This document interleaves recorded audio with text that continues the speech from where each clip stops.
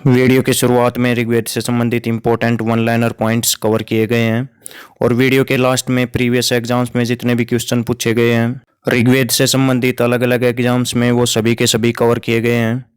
जितने भी एग्ज़ाम है एसएससी सीपीओ के का एग्ज़ाम है या फिर DSSB का एग्ज़ाम है या फिर अन्य एग्ज़ाम है, छत्तीसगढ़ टेट के एग्ज़ाम में ये क्वेश्चन पूछा हुआ है, एसएससी जेई के एग्ज़ाम में ये क्वेश्चन पूछा हुआ है। तो सभी के सभी क्वेश्चंस जितने भी यूपी पीसीएस और जितने भी बड़े एग्ज़ाम्स हैं उनमें इस टॉपिक से संबंधित ऋग्वेद से संबंधित क्वेश्चंस पूछे गए हैं, वो एक भी नहीं छूटा है।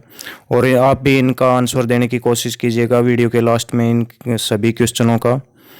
तो इसमें कुल 80 क्वेश्चन मैंने कवर किए हैं। सबसे इम्पोर्टेंट क्वेश्चन, दुनिया की सबसे प्राचीन पुस्तक कौन सी है? तो दुनिया की सबसे प्राचीन पुस्तक हैं चार वेद। चार वेद सबसे प्राचीन पुस्तक हैं, ऋग्वेद, यजुर्वेद, सामवेद और अथर्ववेद। और इन चारों में से सबसे पुराना वेद, चारों वेदों में से सबसे पुराना वेद कौन सा है? ये बहुत ज़्यादा बार एग्जाम्स में पूछा गया है, तो इसका आंसर रहेगा ऋग्वेद। ऋग्वेद सबसे पुराना है चारों वेदों में से। नेक्स्ट क्वेश्चन दूसरा, गायत्री मंत्र का उल्लेख किस वेद में है? कौन से वेद में मिलता है गायत्री मंत्र का उल्लेख? ऋग्वेद में। ऋग्वेद के तीसरे मंडल में मिलता है। ऋग्वेद में कुल 10 मंडल हैं, उनमें से तीसरे मंडल में इसका गायत्री मंत्र का उल्लेख मिलता है। ऋग्वेद में कुल कितने मंडल हैं? ऋग्वेद में मंडलों की संख्या कुल कितनी है? 10 मंडल हैं। और तीसरे मंडल की रचना किसने की थी? विश्वामित्र ने। और गायत्री मंत्र की भी रचना किसने की? विश्वामित्र ने, क्योंकि ये तीसरे मंडल में है, तीसरे मंडल की रचना विश्वामित्र ने की। और ये किसको संबोधित है? सूर्यदेव, सूर्यदेव को ये संबोधित है। सूर्यदेव की पुत्री है सावित्री, उनको संबोधित है ये गायत्री मंत्र। ऋग्वेद की रचना किस स्थान पर की गई थी? ऋग्वेद की रचना किस स्थान पर की गई थी? कौन से वर्षों में की गई थी? 1500 ईसा पूर्व से 1000 ईसा पूर्व के बीच में की गई थी। लेकिन क्षेत्र पर यदि आपसे पूछ ले तो सप्त सिंधु प्रदेश में इसकी रचना की गई थी, ऋग्वेद की रचना। वर्तमान में यह स्थान किस नाम से जाना जाता है? पंजाब नाम से जाना जाता है। नेक्स्ट क्वेश्चन, ऋग्वेद में किस नदी का सर्वाधिक उल्लेख मिलता है? सबसे ज़्यादा नाम किस नदी का आता है? सबसे ज़्यादा बार सिंधु नदी का आता है। सिंधु नदी का इंग्लिश में नाम है इंडस। और जो सिंधु घाटी सभ्यता है उसकी भी प्रमुख नदी कौन सी थी? सिंधु नदी थी। मोहनजोदड़ो स्थल किस नदी के तट पर स्थित था? सिंधु नदी के तट पर। चन्हुदड़ो भी सिंधु नदी के तट पर, कोटदीजी भी सिंधु नदी के तट पर, आमरी भी सिंधु नदी के तट पर थे। सिंध प्रांत, पाकिस्तान के सिंध प्रांत में जितने भी स्थल थे वो सिंधु नदी के तट पर थे। इससे पिछली वाली सभ्यता सिंधु घाटी सभ्यता थी, वो नगरीय सभ्यता थी। और ये वाली सभ्यता ऋग्वेद जो लिखा गया ये थी वैदिक सभ्यता। ऋग्वेद का संबंध किस सभ्यता से है? वैदिक सभ्यता से है। और ये ग्रामीण सभ्यता थी, वैदिक सभ्यता। ऋग्वैदिक आर्यों की सबसे पवित्र नदी कौन सी थी? सबसे ज़्यादा बार नाम किसका मिलता है? सिंधु नदी का मिलता है। तो और सबसे पवित्र नदी कौन सी है? सरस्वती नदी। सरस्वती नदी को एक और नाम दिया गया है नदी तमा, इसमें बोला गया है, यानी सब नदियों से अच्छी नदी, नदी तमा इसको नाम दिया गया है इस वेद में, ऋग्वेद में। ऋग्वेद में गंगा नदी का उल्लेख कितनी बार मिलता है? केवल एक बार मिलता है फ्रेंड्स। ये क्वेश्चन भी पूछे जाते हैं कंपटीशन एग्जाम्स में। गंगा नदी का नाम केवल एक बार मिलता है और यमुना नदी का नाम 3 बार मिलता है। दिल्ली शहर किस नदी के तट पर है? यमुना नदी के तट पर। नेक्स्ट, ये मोस्ट इंपॉर्टेंट क्वेश्चन है, बहुत बार एग्जाम्स में पूछा गया है। ऋग्वेद में वर्णित सबसे महत्वपूर्ण देवता कौन से हैं? इंद्र देवता सबसे महत्वपूर्ण है। इनका नाम 250 बार आता है। 250 श्लोक है इनके नाम पर, 250 मंत्र हैं इंद्र भगवान के नाम पर। इनको युद्ध का देवता और वर्षा का देवता कहा जाता था। और दूसरे नंबर पर कौन सा आता है इंद्र के बाद? अग्नि देवता। अग्नि देवता, इंद्र, अग्नि और सोम, ये 3 प्रमुख देवता थे ऋग्वेद काल में। अग्नि देवता का नाम 200 बार मिलता है ऋग्वेद में। वेदों के रचनाकार कौन है? महर्षि वेद व्यास। महर्षि वेद व्यास वेदों के रचनाकार। महाभारत की भी रचना किसने की थी? महर्षि वेद व्यास ने महाभारत ग्रंथ की भी रचना की थी। और वेदों के रचनाकार होने के कारण इनका नाम वेद व्यास पड़ा था। इनका असली नाम कुछ और था। वेद व्यास का असली नाम क्या था? कृष्णद्वैपायन। कृष्णद्वैपायन ये इनका असली नाम था, लेकिन वेदों के पंडित होने के कारण इनको वेद व्यास कहा जाने लगा। वेद व्यास इनका नाम पड़ गया था। गायत्री मंत्र ऋग्वेद के किस मंडल में? ऋग्वेद के तीसरे मंडल में। ऋग्वेद में कुल 10 मंडल हैं। तीसरे मंडल की रचना किसने की थी? विश्वामित्र ने की थी। गायत्री मंत्र की रचना किसने की? विश्वामित्र ने की। गायत्री मंत्र की रचना किसने की? अगला प्रश्न, विश्वामित्र ने। गायत्री मंत्र किन्हें समर्पित है? सूर्य देव सावित्री को ये समर्पित है गायत्री मंत्र, इनको संबोधित है ये गायत्री मंत्र। ओम भूर्भुवः जो प्रेयर्स में गाते हैं स्कूलों में हर रोज। ऋग्वैदिक काल में कब से कब तक रहा? इसका टाइम पीरियड क्या रहा ऋग्वेद का? ऋग्वेद भी इसी टाइम पीरियड में लिखा गया। और इस काल की जानकारी का एकमात्र स्रोत कौन सी रचना है? ऋग्वेद ही है इस काल के जानकारी के एकमात्र स्रोत। 1500 ईसा पूर्व से 1000 ईसा पूर्व के बीच में इसका टाइम पीरियड रहा है ऋग्वैदिक काल का। ऋग्वैदिक काल का दूसरा नाम क्या है? पूर्व वैदिक काल। पूर्व वैदिक काल भी है। इसके बाद आता है उत्तर वैदिक काल। उत्तर वैदिक काल का स्रोत क्या है? ऋग्वेद के बाद के जो वेद हैं, यजुर्वेद, सामवेद और अथर्ववेद, उनकी रचना की गई थी उत्तर वैदिक काल के दौरान। उसका टाइम पीरियड है 1000 ईसा पूर्व से 600 ईसा पूर्व उत्तर वैदिक काल का। इसके बाद के काल था ये। इससे पहले का काल था सिंधु घाटी सभ्यता, जिसका मैच्योर पीरियड था 2350 ईसा पूर्व से 1750 ईसा पूर्व। भारत में 500 वर्षों के इतिहास यानी 1500 ईसा पूर्व से लेकर 1000 ईसा पूर्व का एकमात्र स्रोत क्या है? तो ऋग्वेद ही है। कि इस टाइम 500 वर्षों के दौरान किस तरह की शासन व्यवस्था के कैसे लोग रहते थे, ये सारी जानकारी एक ही वेद से मिलती है, जिसका एक ही बुक से मिलती है, जिस बुक का नाम है ऋग्वेद। ऋग्वेद में मंत्रों के उच्चारण करने वाला क्या कहलाता है? ऋग्वेद में जो मंत्रों का उच्चारण करता है वो क्या कहलाता है? होत्र। बहुत ज़्यादा एग्जाम्स में पूछा गया है ये क्वेश्चन, बार बार रिपीट हुआ है। होत्र को होता भी लिखा मिलेगा कई जगह और होत्रा भी लिखा हुआ मिलेगा। होत्र को होता, होता या होत्रा, ये मंत्रों का उच्चारण करता है, यानी देवताओं को प्रसन्न करने के लिए आह्वान करता है। कौन करता है? होता। ऋग्वेद के मंत्रों को पढ़ता है ये। ऋग्वेद की शैली कैसी है? ऋग्वेद की शैली कैसी है? पद्य शैली है। पद्य शैली यानी कविता के रूप में। पद्य मतलब कविता की तरह ऋग्वेद की शैली है। केवल यजुर्वेद ही गद्य और पद्य दोनों में लिखा गया है। बाकी सभी तीनों वेद, ऋग्वेद, सामवेद और अथर्ववेद हैं, पद्य रूप में लिखे गए हैं, यानी कविता के रूप में लिखे गए हैं। तो प्राचीन काल में कविता के रूप में लिखने की बहुत ज़्यादा प्रचलन। लास्ट में हाल फिलहाल के एग्जाम्स में पूछे गए ऋग्वेद से संबंधित प्रश्नों का आंसर जरूर दीजिएगा आप। ऋग्वेद में किसका उल्लेख मिलता है? ऋग्वेद में किसका उल्लेख मिलता है? मंत्रों का उल्लेख। जादू से संबंधित वेद कौन सा है? अथर्ववेद, सबसे बाद में लिखा गया वेद था ये। और संगीत से संबंधित वेद कौन सा है? सामवेद है। सामवेद बहुत ज़्यादा मिलता जुलता है किससे? ऋग्वेद से। कर्मकांडों का वेद कौन सा है? यजुर्वेद। यजुर्वेद को यज्ञ और कर्मकांडों का वेद बोला जाता है। ऋग्वेद के अनुसार देवताओं की कुल संख्या कितनी है?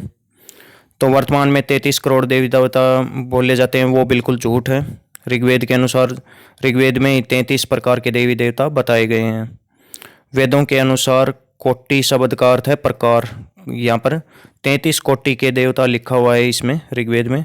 33 प्रकार के देवी देवता पाए जाते हैं, न कि 33 करोड़। 33 करोड़ ये बिल्कुल झूठ बात है। 33 में से 11 पृथ्वी के हैं, 11 अंतरिक्ष के हैं और 11 पाताल लोक के हैं। 12 आदित्य, इनमें 11 रुद्र हैं, 8 वसु हैं और 2 अश्विनी कुमार हैं। ये इनका अलग अलग बंटवारा है। ये अलग तरह से बंटवारा है इनका और ये अलग तरह से। नेक्स्ट प्रश्न, वर्ण व्यवस्था का सर्वप्रथम विवरण कहाँ से प्राप्त होता है? तो वर्ण व्यवस्था का सबसे पहले पता चलता है ऋग्वेद के 10वें मंडल से। 10वें मंडल में पता चलता है कि वर्ण व्यवस्था, शूद्र शब्द का प्रयोग भी सबसे पहले, शूद्र शब्द कहाँ से लिया गया है? तो ऋग्वेद के 10वें मंडल से लिया गया है। ये क्वेश्चन बार बार एग्जाम्स में पूछा गया है। यहाँ पर इनकी उत्पत्ति के बारे में बताया गया है। वर्ण व्यवस्था ये ब्रह्मा पुरुष के से ये सभी वर्ण उत्पन्न हुए हैं।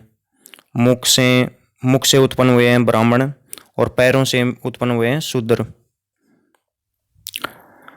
ऋग्वैदिक आर्य किसकी पूजा करते थे? ऋग्वैदिक आर्य किसकी पूजा करते थे? प्रकृति की उपासना करते थे। बहुत ही इंपॉर्टेंट पॉइंट है, एग्जाम्स में ऑप्शनल टाइप में बहुत ज़्यादा बार पूछा गया है।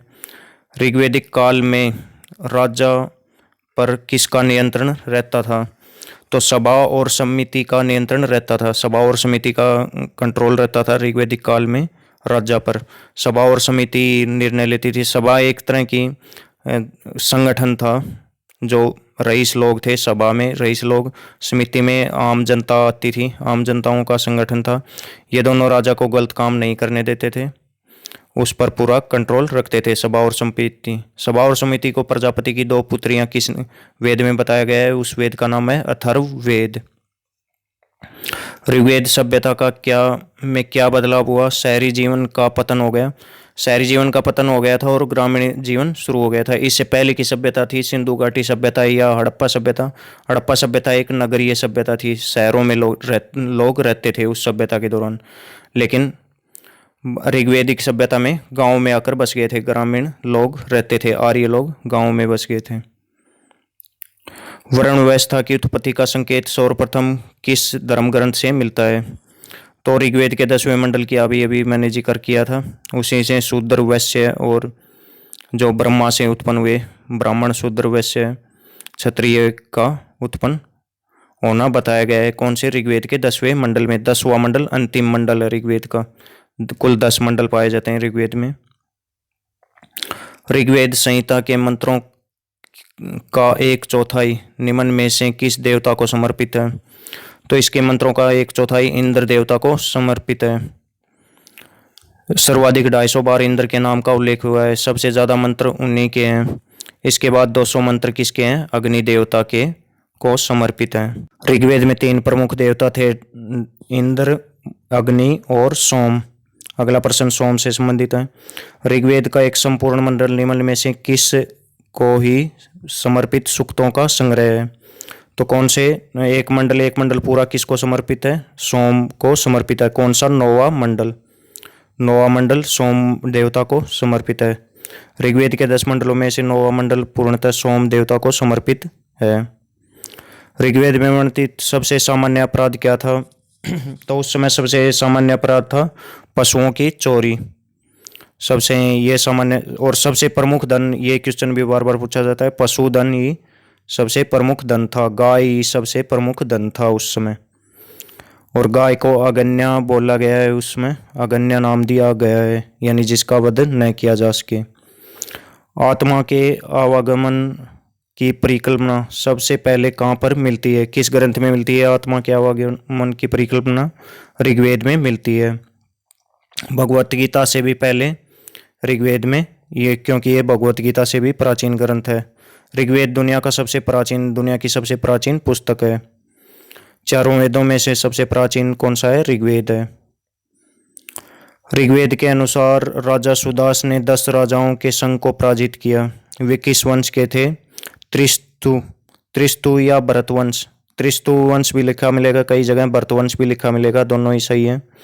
10 राग युद्ध हुआ था पुरुषणी यानी रावी नदी के तट पर ये युद्ध लड़ा गया था। इसमें राजा सुदास की विजय हुई थी। पुरोहितों के कारण ये लड़ाई लड़ी गई थी। 10 राजाओं का युद्ध रावी नदी के तट पर। बहुत ही इंपॉर्टेंट प्रश्न, बार बार पूछा गया है। नेक्स्ट क्वेश्चन, प्रारंभिक वैदिक कालीन आर्यों का मुख्य व्यवसाय क्या था? तो सबसे पहले वैदिक आर्यों का ऋग्वैदिक टाइम में क्या था व्यवसाय? पशुपालन था। उसके बाद यदि पशुपालन ऑप्शन में आपको नहीं मिले तो खेती यानी कृषि इनका प्रमुख व्यवसाय था। कृषि इनका, पशुपालन के बाद कृषि प्रमुख था इनका, और कृषि आज भी कृषि प्रमुख व्यवसाय है लोगों का। और उस सिंधु घाटी सभ्यता में भी कृषि और व्यापार प्रमुख व्यवसाय था लोगों का। नेक्स्ट क्वेश्चन, ऋग्वेद सभ्यता का वह तत्व जिसकी उपनिषदों के ऋषियों ने आलोचना की है? किसकी आलोचना की है? यज्ञवाद की। यज्ञ वगैरह, यज्ञ कर्मकांड वगैरह की उन्होंने निंदा की है। उपनिषद किस पर आधारित हैं? दर्शन पर आधारित हैं। ये नेक्स्ट लेवल की रचनाएं उपनिषद, वेदांत बोलते हैं इनको। ऋग्वैदिक काल में कर का भार वैश्य समुदाय पर था। सबसे ज्यादा वैश्य समुदाय पर था कर का भार, और यही सबसे ज्यादा मेहनती था उस समय, वैश्य समुदाय। क्योंकि क्षत्रिय समुदाय राज करने के लिए था, ब्राह्मण समुदाय शिक्षा वगैरह देने के लिए, यज्ञ वगैरह करने के लिए था, तो सारा कुछ आमदनी वैश्य समुदाय से ही होती थी। शूद्र समाज दबा हुआ था वो कुछ भी नहीं कर पाता था उस समय। तो 4 वर्गों में मुख्यतः बटा हुआ था उस समय समाज। वैदिक काल यानी ऋग्वेद में इंद्र के बाद दूसरा प्रमुख देवता कौन सा है? अग्नि है। अग्नि है दूसरा प्रमुख देवता। इसके नाम का उल्लेख 200 बार हुआ है। इंद्रदेव के नाम का उल्लेख 250 बार हुआ है। राजा के निर्वाचन से संबंधित सूक्त पाए जाते हैं, किस में पाए जाते हैं? ऋग्वेद में। राजा के निर्वाचन से संबंधित ये क्वेश्चन घुमा फिरा के दोबारा पूछ लिया गया। ऋग्वेद में देवों का आह्वान करने वाला क्या कहलाता था? होता। होता या होत्र या होत्रा। ऋग्वेद में मंत्रों का उच्चारण करने, इससे पहले क्वेश्चन आया था, ऋग्वेद में मंत्रों का उच्चारण करने वाला क्या कहलाता है? वो कहलाता है होता या होत्र। नेक्स्ट, शिव का प्रथम रूप वैदिक साहित्य में किस नाम से मिलता है? इनका प्रथम रूप रुद्र नाम से, जबकि सिंधु घाटी सभ्यता में इसको पशुपति नाम से पूजा जाता था। किसको? शिव को। नेक्स्ट, वैदिक काल में मर्दभांड थे, किस तरह के मर्दभांड यूज किए जाते थे? चित्रित दुस्सर मर्दभांड बहुत ही इंपॉर्टेंट है। इन्हीं के आधार पर काल का पता लगाया जाता है, कौन से काल में कि ये जो खुदाई में मिलते हैं उससे चित्रित दुस्सर मर्दभांड मिलते हैं इनके। ऋग्वेद में प्रयुक्त सीता शब्द का अर्थ क्या है? हल्की रेखा। सीता शब्द का प्रयोग का मतलब क्या है? हल्की रेखा। और जो सीता है राम की पत्नी रामायण में, सीता देवी, उनको वो भी हल्क जोतते समय ही राजा जनक को मिली थी। नेक्स्ट, गौ अपहरण के प्रसंग में ऋग्वेद में प्रमुख रूप से किन का नाम आता है? गौ अपहरण के प्रसंग में इनका किन का नाम आता है? पणियों का। पणी समुदाय कौन सा था? व्यापारी समुदाय था। उस समय व्यापार पर पूरी तरह से इनका नियंत्रण था और ये ज़्यादा वसूलते थे, जो ब्याज वसूलते थे। पणी लोग है ब्याज में रुपए देते थे और ज़्यादा ब्याज वसूलते थे पणी वर्ग के लोग उस समय। व्यापारी समुदाय था उस समय का, ध्यान रखें। ऋग्वेद में लोग इंद्र का आह्वान किस प्रयोजन से करते थे? भौतिक सुख और विजय के लिए। युद्ध का देवता इनको माना जाता है, वर्षा का देवता इनको माना जाता है, इंद्र देवता को, और भौतिक सुख और विजय के लिए इनका आह्वान करते थे। ऋग्वेद में संपत्ति का मुख्य रूप क्या था? गोधन संपत्ति का मुख्य रूप था। ये पॉइंट पहले भी आ चुका है, गोधन संपत्ति का। और सबसे ज़्यादा चोरी किसकी होती थी? गायों की चोरी होती थी, गोधन की सबसे ज़्यादा चोरियाँ होती थी उस समय। ऋग्वैदिक काल में नियमित भूमि कर नहीं होने का क्या कारण था? भूमि कर वहाँ पर नहीं लिया जाता था ऋग्वैदिक काल में, उस टाइम पर 1500 ईसा पूर्व से 1000 ईसा पूर्व के बीच में, क्योंकि लोग एक स्थान पर स्थायी रूप से नहीं बसे हुए थे। अलग अलग स्थानों पर जाकर लोग स्थानांतरित कृषि वगैरह करते थे। प्राचीन लोग युगीन बस्तियों से संबंधित मर्दभांड हैं, तो लो युगीन बस्तियों के मर्दभांड इसी तरह के मिले हैं, चित्रित दूसर मर्दभांड ही मिले हैं। नेक्स्ट, ऋग्वेद के 10 मंडलों में से सबसे नवीनतम मंडल कौन सा है? 1 से 10 तक के मंडल हैं। 1 और 10वां, केवल 1 और 10वां मंडल नवीनतम है, और बीच के 2 से 7 तक के मंडल क्या हैं? वो सबसे पुराने हैं। ऋग्वेद का उपवेद कौन सा है? ऋग्वेद का उपवेद आपसे पूछ लिया जाए तो आयुर्वेद है। यजुर्वेद का उपवेद क्या है? धनुर्वेद। इसमें युद्ध के विज्ञान के बारे में बताया गया है। अथर्ववेद का उपवेद है गंधर्ववेद। गंधर्ववेद यानी संगीत और नृत्य से जुड़ा हुआ है। अथर्ववेद का उपवेद क्या हो गया? शिल्प वेद।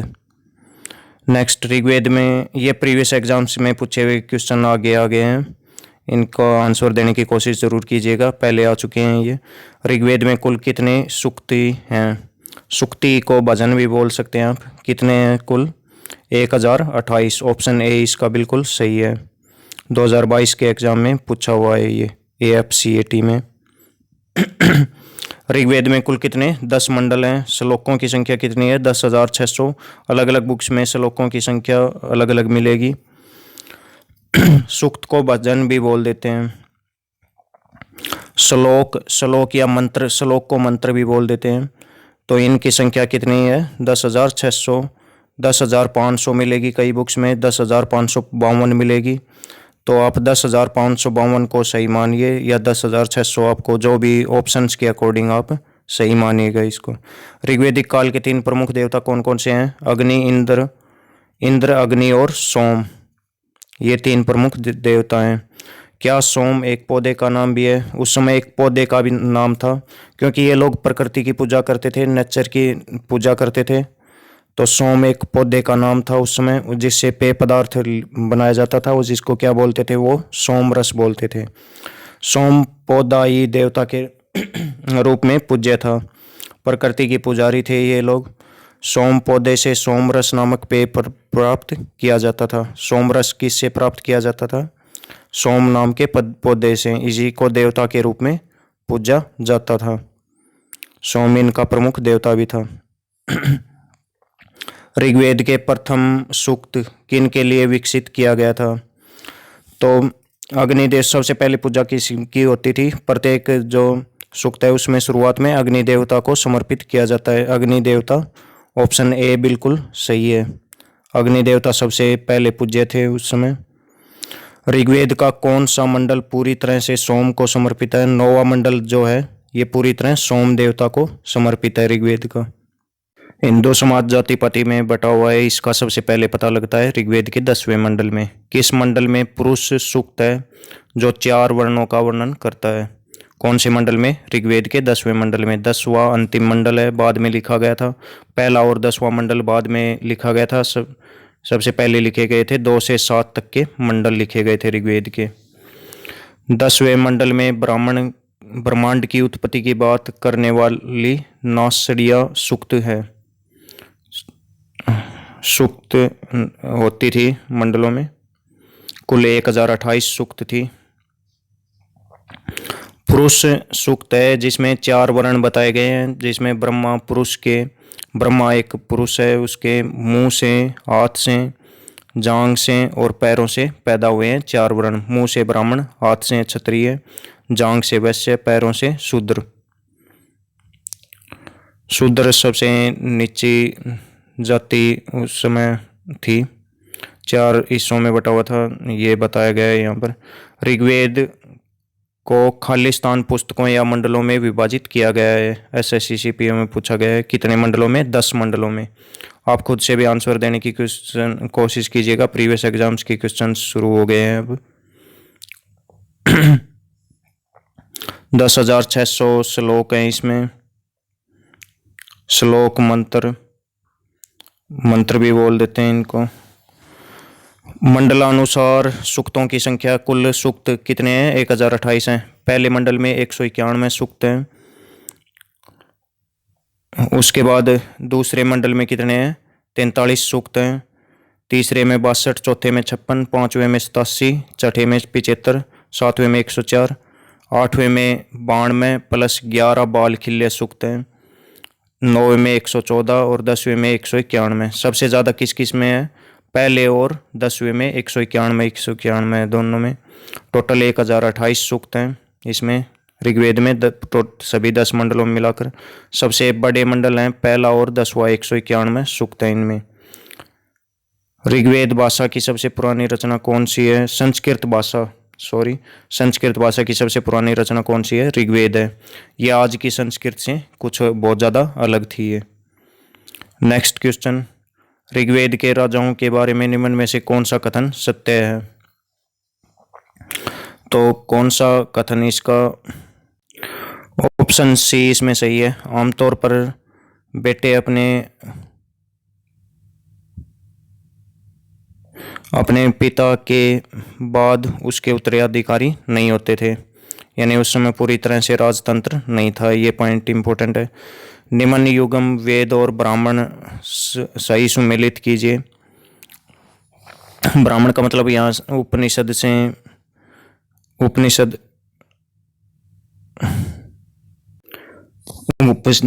से है।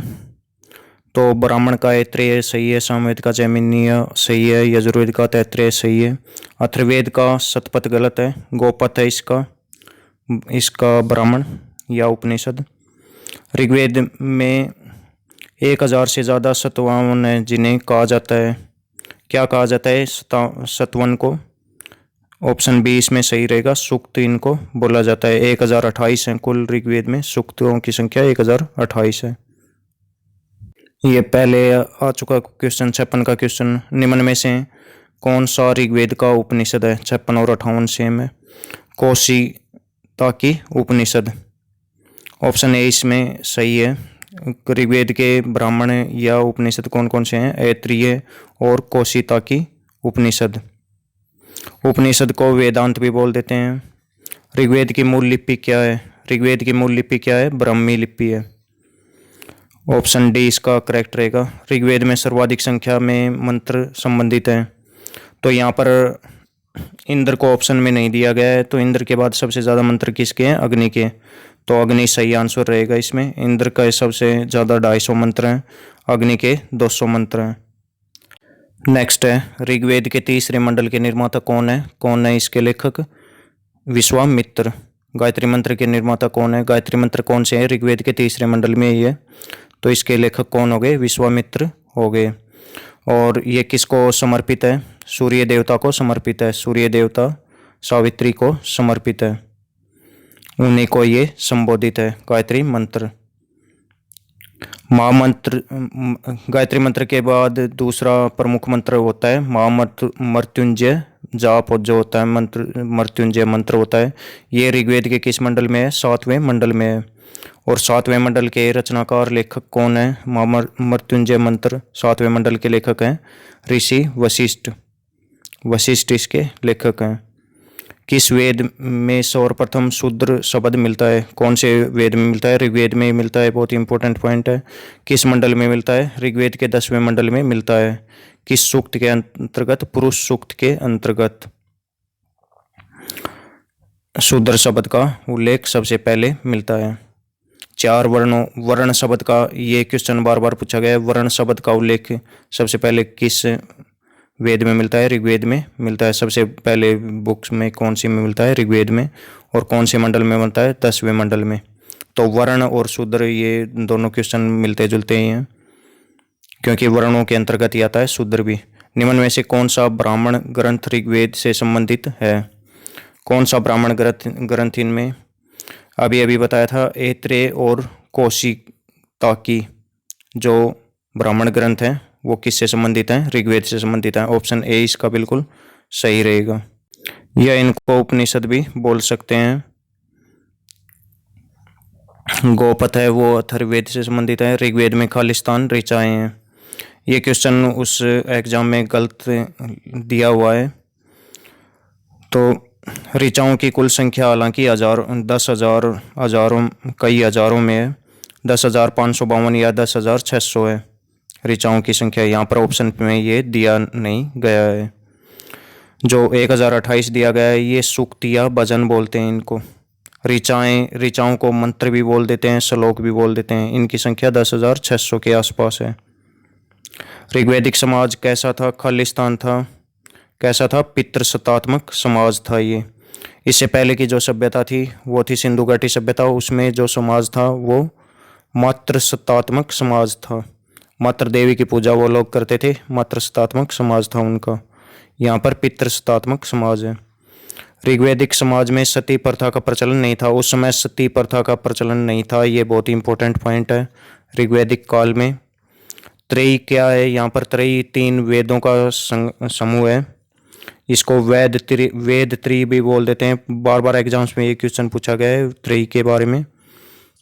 3 वेद कौन कौन से आते हैं ये भी आपको पता होना चाहिए। सबसे पहले लिखे गए 3 वेद आते हैं इसमें। अथर्ववेद सबसे बाद में लिखा गया था वेद, वो इसमें नहीं आता है। तो इसमें ऋग्वेद, यजुर्वेद और सामवेद आते हैं। RYS। ये क्रम वाइज याद रखने के लिए ऋषा नाम याद रखिए आप। सबसे पहले लिखा गया वेद था ऋग्वेद, उसके बाद यजुर्वेद, फिर सामवेद, फिर अथर्ववेद। ऋषा नाम बार बार याद रखिए आप। ऋग्वैदिक काल में निष्क किस अंग का आभूषण था? निष्क एक आभूषण के रूप में प्रयोग किया जाता था वैदिक काल की शुरुआत में। और ये किस अंग का आभूषण था? गले का आभूषण था। बाद में हालांकि ये निष्क क्या, उत्तर वैदिक काल में निष्क क्या था? एक सिक्का था। ये मुद्रा के रूप में प्रयोग किया जाने लगा निष्क। अगला प्रश्न यूपीपीसीएस 2008 में पूछा प्रश्न है, किस नदी को ऋग्वेद में मातेतमा, देवीतमा और नदीतमा नाम से संबोधित किया जाता है? इस नदी का नाम है सरस्वती नदी। सबसे पवित्र नदी ऋग्वेद की कौन सी थी? सरस्वती नदी थी। और सबसे ज़्यादा बार किस नदी का के नाम का उल्लेख होता है? वो है सिंधु नदी का। तो सरस्वती नदी इसका सही आंसर रहेगा। इसमें मातेतमा का अर्थ है सब माओं में सबसे अच्छी, और देवीतमा का अर्थ है सब देवियों में सबसे अच्छी देवी, और नदीतमा का अर्थ है सब नदियों में सबसे अच्छी नदी, सबसे अच्छी नदी इसका मतलब है। तो ये तीन नाम किसको दिए गए हैं? सरस्वती नदी को इसमें दिए गए हैं ऋग्वेद में। वैदिक कर्म कांड में होता का संबंध है, तो होता बार बार आ रहा है, ये होता या होत्र। जो ऋग्वेद के मंत्रों का उच्चारण जो व्यक्ति करता था उसको बोलते थे, उस टाइम होता बोलते थे, होत्र बोलते थे। तो ये किससे संबंधित है? ऑप्शन ए ऋग्वेद से संबंधित है। ऋग्वेद में मंत्रों का उच्चारण करने वाला क्या कहलाता था? होता, होत्री या होत्रा। अवेस्ता और ऋग्वेद में समानता पाई गई है। जैन अवेस्ता एक धार्मिक पुस्तक है। ये ईरानी पारसियों की एक धार्मिक पुस्तक है। अवेस्ता किस क्षेत्र से संबंधित है? ये ईरान क्षेत्र से संबंधित है। ये माना गया है कि आर्य जो हैं ये ईरान से भारत में आए थे। ईरान कहाँ पर है? मध्य एशिया में। मध्य एशिया से भारत में आए थे। तो उसका एक इस कारण से भी ये बोला जाता है क्योंकि उनकी धार्मिक पुस्तक और ऋग्वेद में, आर्यों की पहली पुस्तक ऋग्वेद में काफ़ी सारी समानताएं हैं। नेक्स्ट क्वेश्चन बहुत इंपॉर्टेंट। ऋग्वेद में अगन्या शब्द का प्रयोग किन के लिए हुआ है? ये गाय के लिए हुआ है। अगन्या शब्द का अर्थ, अगन्या शब्द का अर्थ क्या है? न मारे जाने योग्य। इसको मार नहीं सकते थे उस टाइम में, बहुत कड़ी सजा थी। गाय को यदि कोई मार देता था तो उसको सीधा मृत्युदंड दिया जाता था, और यदि कोई घायल कर देता था तो उसको देश निकाला दिया जाता था उस समय। तो पूरी तरह से सनातन हिंदू धर्म की प्रथा उस समय लागू थी। ऋग्वैदिक टाइम में मृत्युदंड उस समय दिया जाता। अगन्या की उपाधि दिया, अगन्य या अगन्या कहा जाता था किसको? गाय को। अगन्या मतलब जिसको मारा न जा सके। गोत्र शब्द का सर्वप्रथम प्रयोग कहाँ पर हुआ है? सबसे पहले गोत्र शब्द का प्रयोग किसमें किया गया है? ऋग्वेद में किया गया है। गोत्र शब्द का, वहाँ पर गोत्र का हालांकि मतलब कुछ अलग है, ये आगे आपको बताया जाएगा। आज के गोत्र से ये अलग है। ऋग्वेद में प्रयुक्त गोत्र शब्द का अर्थ क्या है? गोष्ठ है। गोष्ठ वह स्थान जहाँ समूचे कुल की गोधन पाला जाता है।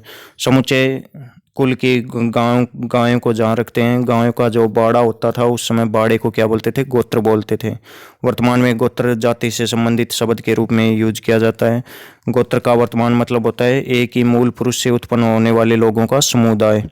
मान लो एक जाति है, उसमें काफ़ी सारे गोत्र, जैसे जाट जाति है उसमें काफ़ी सारे गोत्र पाए जाते हैं, जैसे अहलावत हो गया, राठी हो गया। तो उसी तरह से इसमें अगला प्रश्न देख लेते हैं। ये बहुत ही अच्छा प्रश्न है। ऋग्वैदिक काल में निष्क शब्द का प्रयोग एक आभूषण के लिए होता था। ये पहले बता दिया है मैंने। निष्क शब्द का प्रयोग गले के एक आभूषण के लिए होता था, किंतु परवर्ती काल में उसका प्रयोग किस अर्थ में हुआ है? लेकिन बाद के काल में निष्क का प्रयोग एक सिक्के के रूप में, लेन देन के मुद्रा के रूप में किया जाने लगा। शुरुआत में इसका प्रयोग एक आभूषण के रूप में, कौन से अंग के आभूषण के रूप में? गले के आभूषण के रूप में किया जाता था निष्क शब्द का प्रयोग। ऋग्वैदिक कालीन स्त्रियों के बारे में बहुत ज़्यादा क्वेश्चन पूछे जाते हैं। ये वह कौन सी ब्रह्मवादिनी थी जिसने कुछ वेद मंत्रों की रचना की थी? तो उसका नाम क्या है? लोपामुद्रा। लोपामुद्रा ने कुछ मंत्रों की भी रचना की थी। और लोपामुद्रा के अलावा और भी विदुषियाँ थी जिन्होंने मंत्रों की रचना की थी। वो विदुषियाँ हैं अपाला, गोसा, विश्ववारा और लोपामुद्रा।